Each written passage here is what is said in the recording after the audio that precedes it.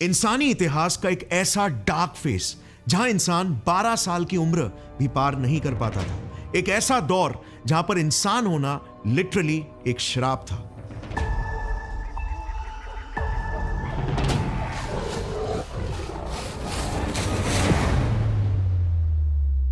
सोचो, एक भरी सुबह आप एक चिड़चिड़ी सी नींद लेकर उठते हो।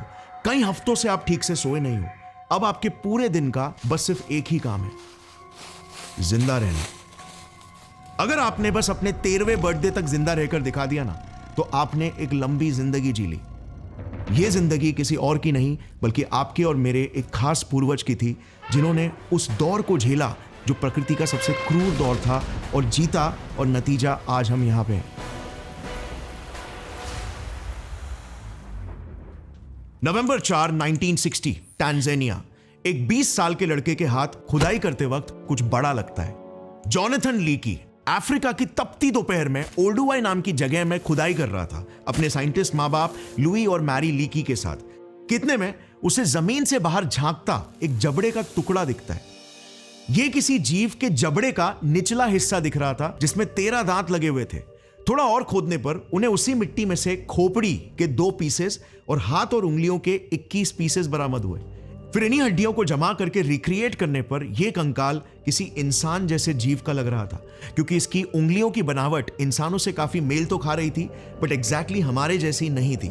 और इसीलिए फिर पापा लीकी ने अपने साथ कुछ और साइंटिस्ट को जोड़ा और एक लैब में इस कंकाल का एंथ्रोपोलॉजिकल एनालिसिस करना शुरू कर दिया, इसके पीछे की कहानी को जानने के लिए। सबसे पहले तो सोफिस्टिकेटेड पोटेशियम आर्गॉन डेटिंग से एग्जैक्टली पता चला कि यह जीव आज से कुछ 18 लाख साल पहले मरा था। फिर उस जीव के जबड़ों से पता चल रहा था कि उसके दांत पूरी तरीके से मैच्योर भी नहीं हुए थे, विजडम टूथ भी बाहर नहीं निकला था। उसके रिस्ट के बोन से यह पता चला कि उसके ग्रोथ प्लेट्स भी पूरी तरीके से हड्डी में ट्रांसफॉर्म नहीं हुए थे, जो सारे सबूत यह इशारा कर रहे थे कि इस जीव की मौत लगभग 11 से 12 साल की उम्र में हो गई थी। मगर इसके हाथों की बनावट कुछ ऐसी थी कि इंसानों की तरह अपने दूसरे फिंगर्स से अपने थंब के पैड्स को इजीली टच कर सकता था, विच बेसिकली मेंट कि ये कॉम्प्लिकेटेड मोटर मूवमेंट्स जैसे हथियार बनाना भी कर सकता था। अच्छा, अब जब कोई जीव ऐसे कॉम्प्लिकेटेड मोटर मूवमेंट्स कर सकता है, तो उसके ब्रेन का साइज भी एक एवरेज मंकी या चिंपैंजी से ज्यादा बड़ा होना चाहिए, राइट? इसके स्कल के इस बड़े से सेंटर के टुकड़े पेराइटल बोन से यह चीज भी वैलिडेट हो गई, कंफर्म हो गई कि इस जीव के दिमाग का साइज कुछ 600 से 710 क्यूबिक सेंटीमीटर्स के रेंज में था।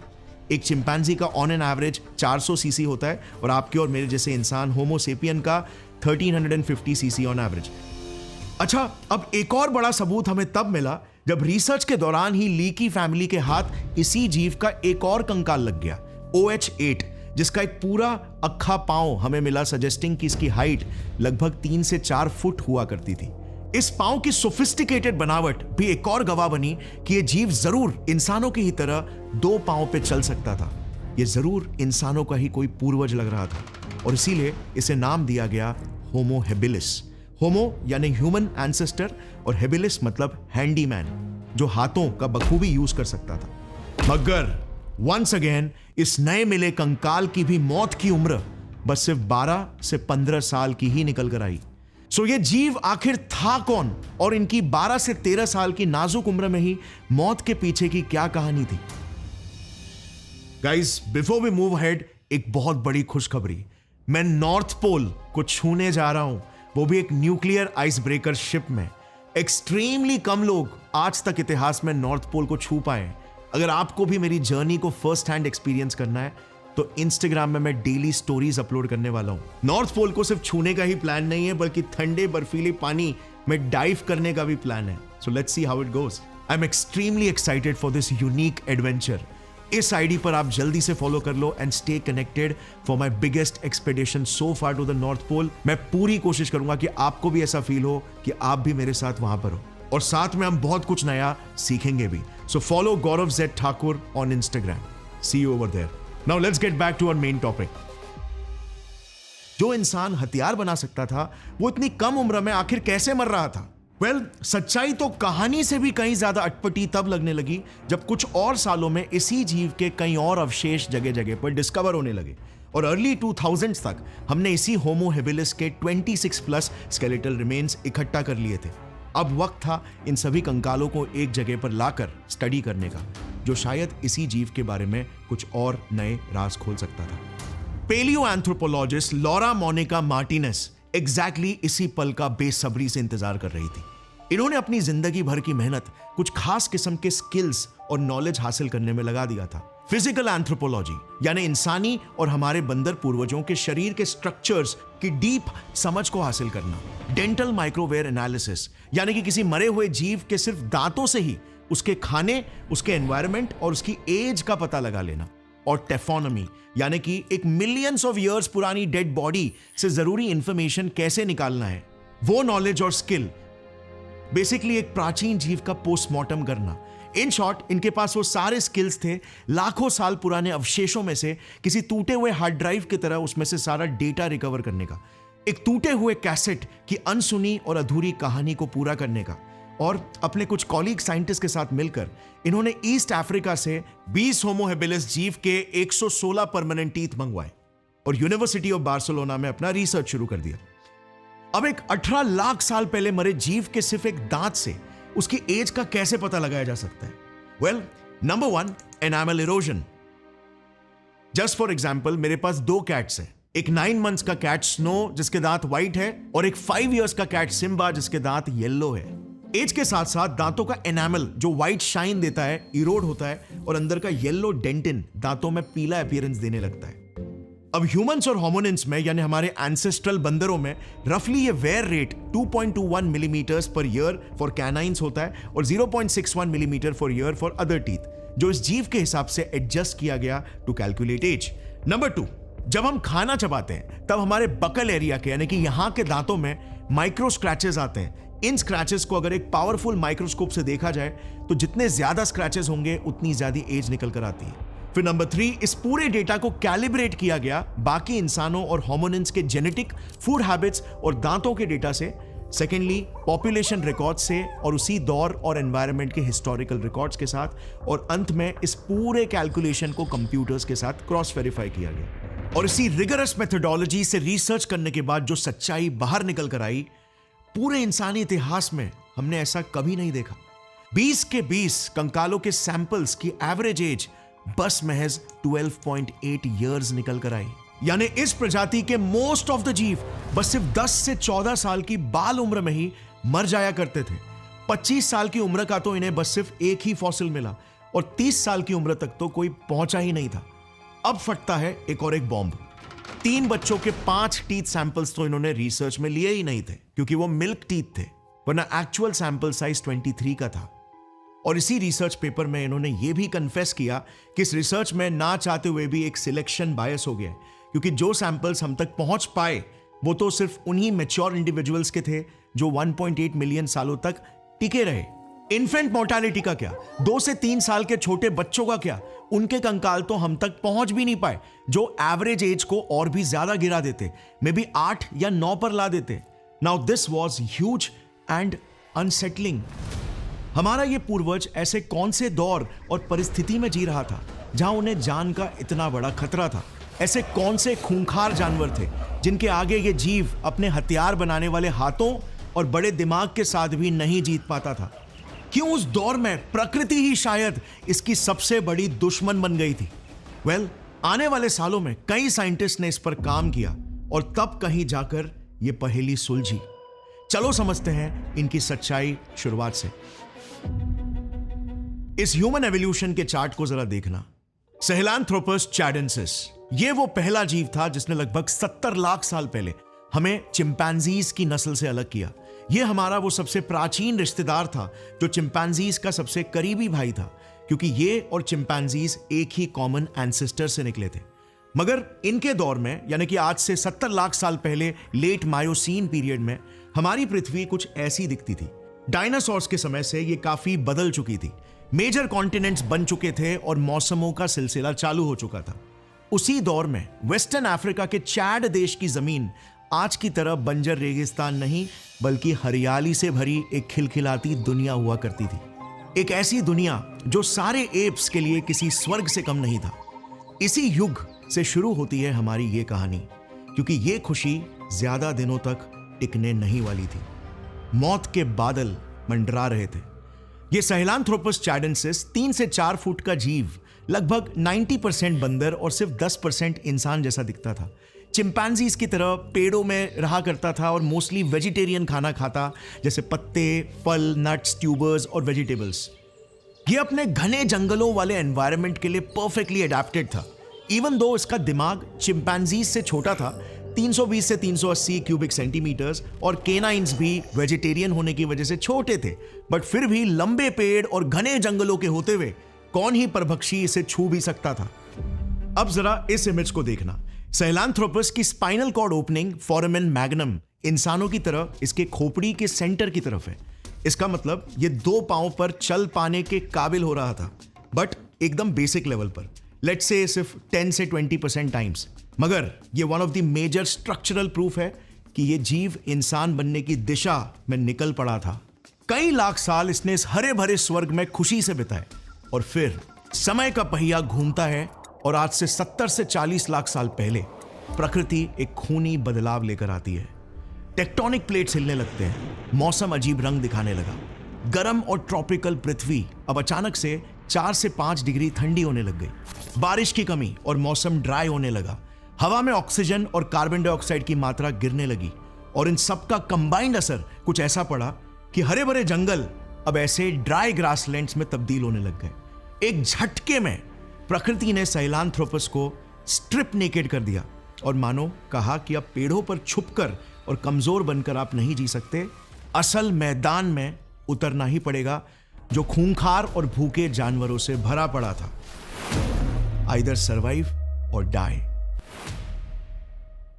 अब गाइस, पता है, बचपन में मैं जब डिस्कवरी, नैट जियो ये सब देखा करता था, एक चीज मुझे हजम करना बहुत मुश्किल होती थी कि एक शेर जैसा जानवर दूसरे जानवर को इतनी क्रूरता से कैसे मार लेता है। थोड़े बड़े होकर मुझे ये रियलाइज होने लगा कि यही प्रकृति है, जो एक फैक्ट है, सही या गलत नहीं, एक फैक्ट। यही फैक्ट हमारे पूर्वजों पर अब बरस चुका था, और अब इस भयंकर बदलाव का सामना करते हुए कई नस्लें खत्म होने वाली थी। एक इंपॉर्टेंट लाइफ लेसन यहां पर, पता है, डार्विन को लगता था कि जीवों का एवोल्यूशन एक कंसिस्टेंट गति से होता है, मगर वो गलत थे। पंक्चुएटेड इक्विलिब्रियम थियरी ने यह प्रूव किया कि जीवों का विकास एक कंसिस्टेंट पैटर्न में नहीं होता, बल्कि बर्स्ट्स में होता है, in response to the degree of change in environment. अब ये एक जिंदगी का प्रिंसिपल है जिसने पर्सनली मुझे भी अपनी लाइफ में बहुत बेनिफिट किया है, और इसीलिए मैं आपके साथ शेयर कर रहा हूं। इसने मुझे बेनिफिट किया बदलाव को आइडेंटिफाई करके उसे सीरियसली लेकर उस पर एक्ट करने के लिए। और ये एक रीजन भी है कि जहां पर एक यूट्यूबर की एवरेज लाइफ 4 to 5 years होती है, we are here for more than 8 years and still enjoying every bit of the process. Internet के बदलाव ने न्यू वर्ल्ड ऑर्डर क्रिएट किया, कोविड के बदलाव ने और डिस्ट्रप्शंस कॉज किए, और अब एआई का बदलाव आ चुका है, और आगे आप देखोगे कि क्यों इन्हें सीरियसली लेना चाहिए। आई टोटली वॉन्ट आप एक साइंटिफिक पर्सपेक्टिव डेवलप करो लाइफ में, लाइफ को देखने का, जो साइंटिफिक प्रिंसिपल्स कभी फेल नहीं होते, क्योंकि ये प्रकृति के रूल्स है। अब एक बार इस चार्ट पर वापस से आते हैं। सो जैसे आप देख सकते हो, इन 4 मिलियन सालों में होमोनिन बंदरों की कितनी सारी प्रजातियां आकर गई। ये सब वही थे जो प्रकृति के हरे भरे जंगलों से सूखे ग्रासलैंड्स के बदलाव को झेल नहीं पाए, और फिर इसी बदलाव के पार आज से 2.5 मिलियन सालों पहले अफ्रीका लगभग 70% ऐसे सवाना ग्रासलैंड्स में बदल चुका था। सूखे मौसम के साथ पृथ्वी का तापमान कुछ 5 से 6 डिग्री कम हो चुका था। Pleistocene epoch, the ice age की शुरुआत हो चुकी थी। ऐसे वक्त में जन्म होता है एक ऐसे जीव का जो लिटरली मानो प्रकृति के क्रूर और भयंकर एक्सपेरिमेंट्स के लिए ही बना हो, जिसकी जिंदगी सिर्फ टॉर्चर के लिए ही बनाई हो।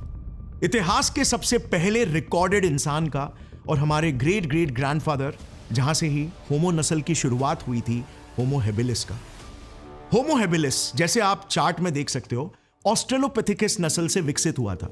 अच्छा, ये ऑस्ट्रेलोपिथेकस जीनस बंदर से इंसान बनने की सबसे बड़ी लिंक है, जो खुद तो अनफॉर्चुनेटली सर्वाइव नहीं कर पाए, बट विकसित होकर होमो हेबिलिस के कंधों पर एक बहुत बड़ी जिम्मेदारी छोड़कर गए, अपने इस नए इंसानी नस्ल को आगे बढ़ाने का, और वो भी एक ऐसे दौर में जहां पर सब कुछ होमो हेबिलिस के खिलाफ था। जैसे सबसे पहले तो इनके खुद के ही शरीर से शुरू करते हैं। होमो हैबिलिस आज के मॉडर्न इंसानों से हाइट में 35% छोटा हुआ करता था, यानी कि हार्डली बस 4 फीट का। ये देखना, ये लिटरली अपने पूर्वज ऑस्ट्रेलोपिथेकस से भी छोटा था साइज में। इसके पीछे का रीजन मोस्टली यही था कि इनके दिमाग का एनसेफेलाइजेशन यानी कि साइज का बढ़ना यहीं से स्टार्ट हुआ। और ब्रेन, जैसे आपको पता है, सबसे ज्यादा एनर्जी कंज्यूम करने वाला ऑर्गन है। सो खाने के अकाल जैसी परिस्थिति में ब्रेन डेवलपमेंट को फ्यूल करने के लिए एक छोटा बॉडी साइज वाला स्ट्रक्चर इन्होंने अडेप्ट किया।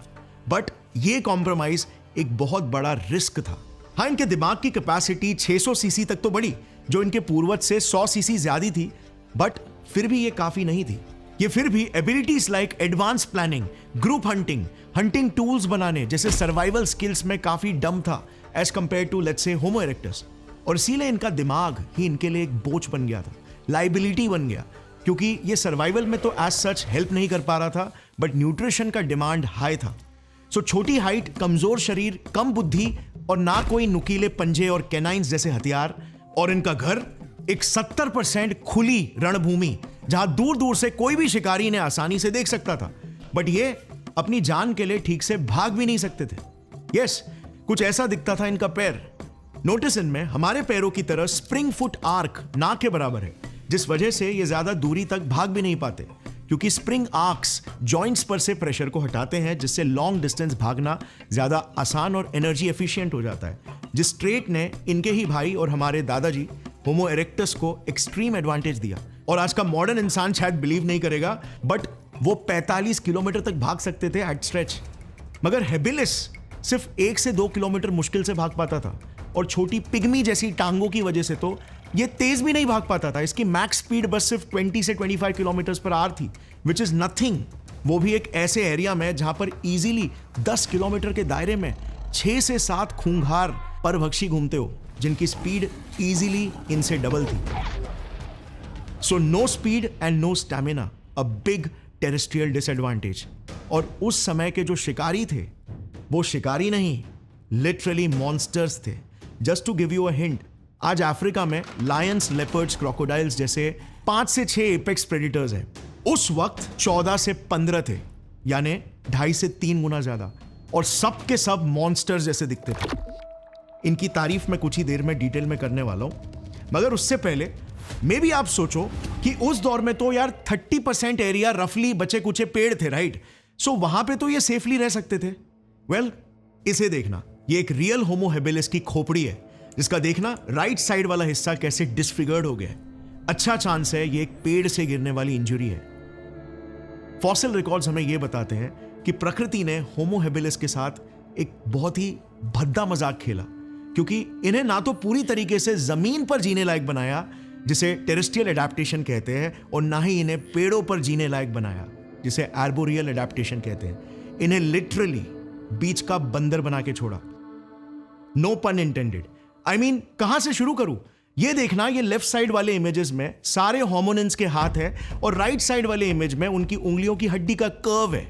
इन्हें फेलांजेस कहते हैं। पेड़ पर चढ़ने वाले जानवरों की हाथों की हड्डियां ज्यादा कर्व्ड होती है, जो इन्हें स्ट्रॉन्ग ग्रिप देता है, मगर इंसान जैसे जमीन पर अडेप्टेड जीव की काफी फ्लैट होती है। होमो हेबिलिस के फेलांजेस के कर्व को अगर आप देखोगे तो ये कहीं बीच में आता है। ऑल्सो इनका थंब प्लेसमेंट देखना, वंस अगेन हेबिलिस कहीं पर बीच में अटका हुआ है। ना बाकी के एप्स की तरह ठीक से लटक सकता था, और ना ही बाकी होमोस की तरह ठीक से हथियार बना सकता था।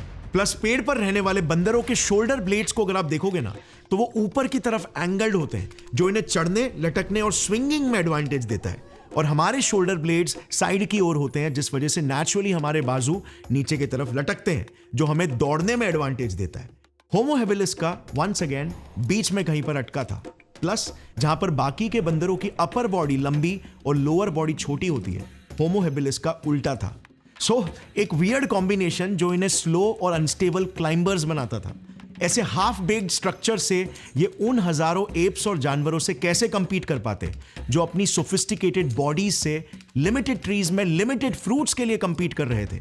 और फिर पेड़ पर रहने वाले कुछ मॉन्स्टर्स के बारे में मैंने आपको बताया ही कहा है, आगे बताऊंगा, आप खुद ही समझ जाओगे कि क्यों शायद पेड़ पर रहना इनके लिए बदतर था।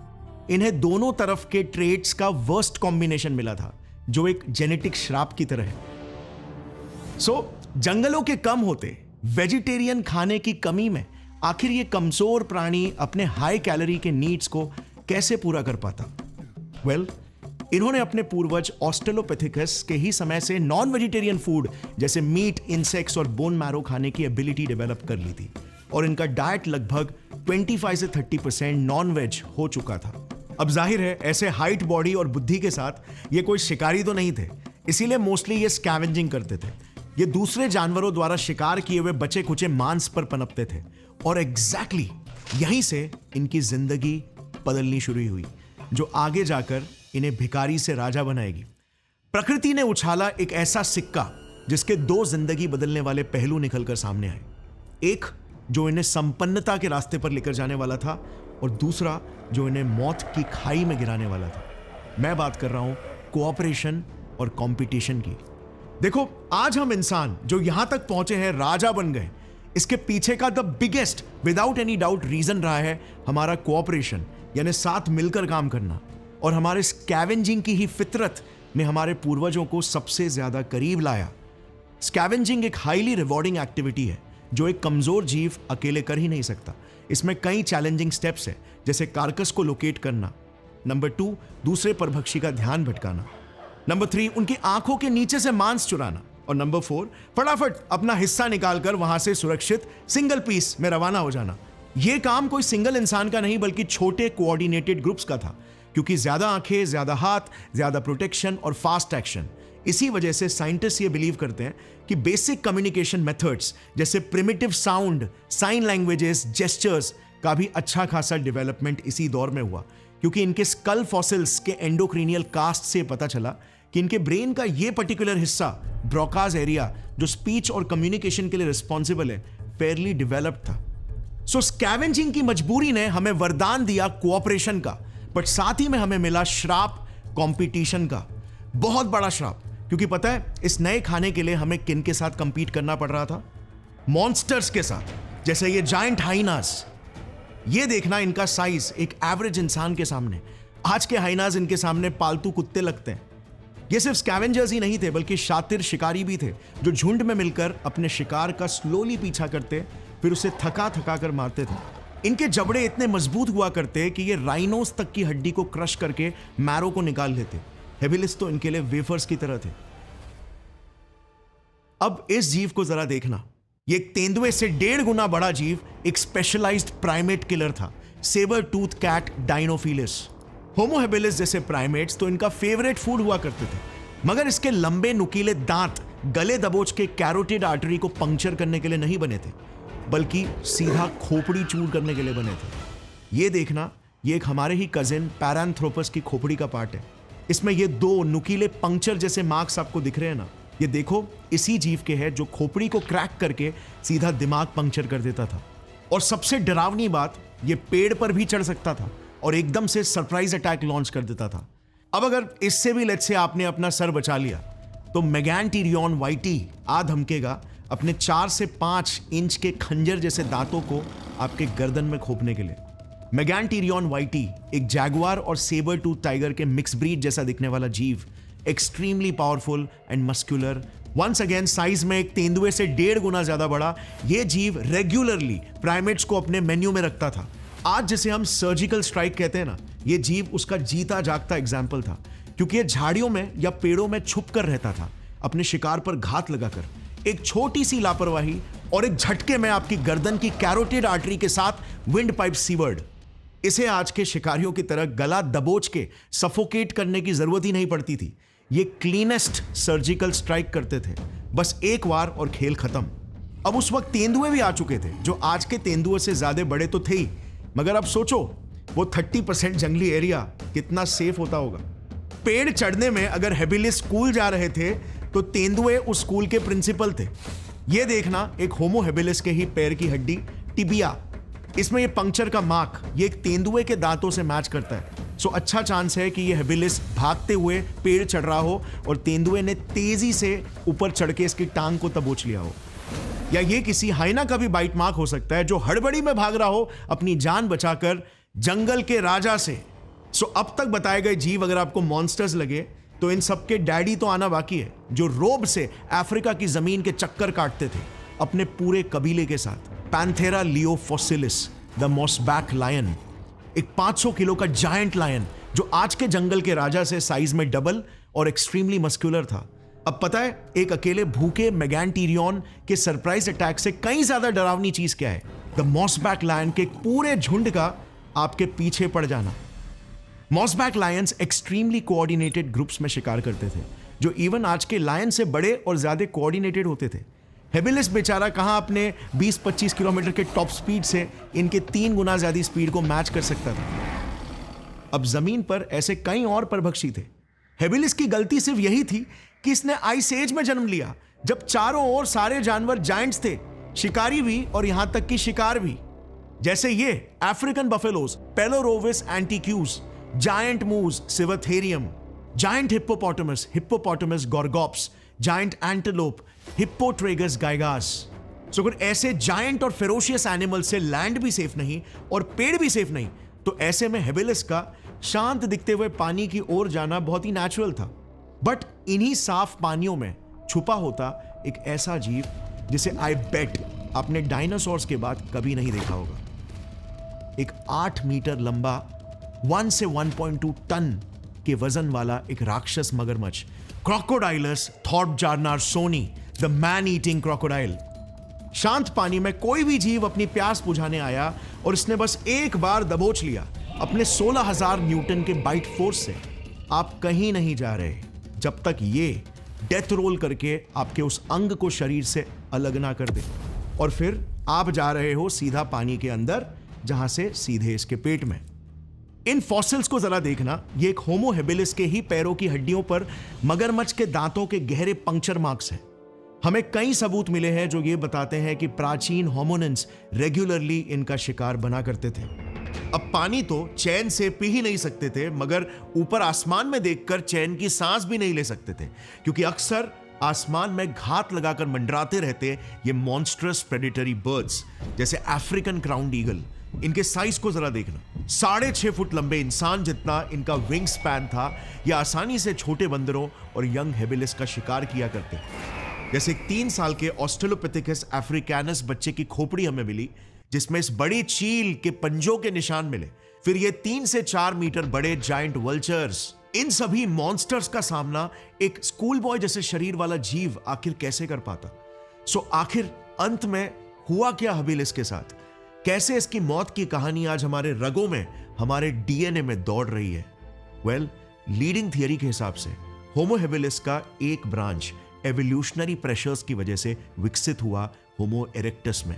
आज से 1.9 मिलियन से 1.5 मिलियन सालों पहले हमारे दोनों पूर्वज के वेरिएंट्स होमो हेबिलिस और होमो इरेक्टस एक ही ज्योग्राफिकल एरिया शेयर करने लगे, मगर होमो इरेक्टस वाले वेरिएंट साइज में, दिमाग में, काबिलियतों में और टेक्नोलॉजी में होमो हेबिलिस को आउट कंपीट करने लगे।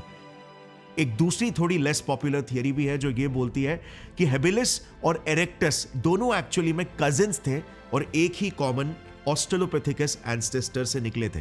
बट एक चीज तो बिल्कुल तय है कि होमो हेबिलिस इंसानी प्रजाति की सबसे पहली चिंगारी थी, और होमो इरेक्टस फिर वो आग बनी जो तेजी से फैली। And literally by the way, क्योंकि आग की डिस्कवरी भी होमो इरेक्टस ने ही की थी, और सबसे पहले अफ्रीका से बाहर भी होमो इरेक्टस ही फैले, होमो प्रजाति को अमर बनाते हुए, जिसके बाद जैसे आप इस चार्ट में देख सकते हो विकसित होकर फाइनली इस दुनिया में हम आ पाए।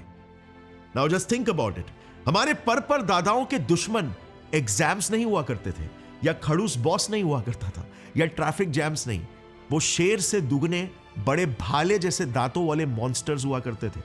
मगर फिर भी हमने सरवाइव करके दिखाया, ताकत के बल पर नहीं बल्कि बुद्धि के बल पर। उस वक्त भी साइंस था, किताबों में नहीं बल्कि हमारे इंस्टिंक्ट्स में, उस पहले हाथ से बने हथियार में, पहली आग की चिंगार में, मिलजुल कर किए गए शिकार में, जिसने हमें सरवाइव कराया और आज विकसित होकर हमें दुनिया का एपेक्स लीडर बनाया। वो साइंस ही है जो एक इंसान के तरक्की की निशानी रही है, लाखों साल पहले भी और आज भी।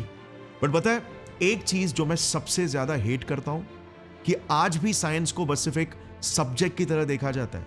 But science is not a subject, बल्कि science is life, and this is the psycho mindset. You'll understand this very soon. But don't leave just yet. Instagram पे गौरव जेड ठाकुर को फॉलो करना मत भूलना. नॉर्थ पोल की एंटायर जर्नी, पूरे expedition को मैं डॉक्यूमेंट करने वाला हूँ स्टोरीज के फॉर्म में. I want you over there just so that you can also feel that you are traveling right with me over there. So जल्दी आ जाओ गौरव जेड ठाकुर Instagram हैंडल पर. Thanks for watching. जय हिंद.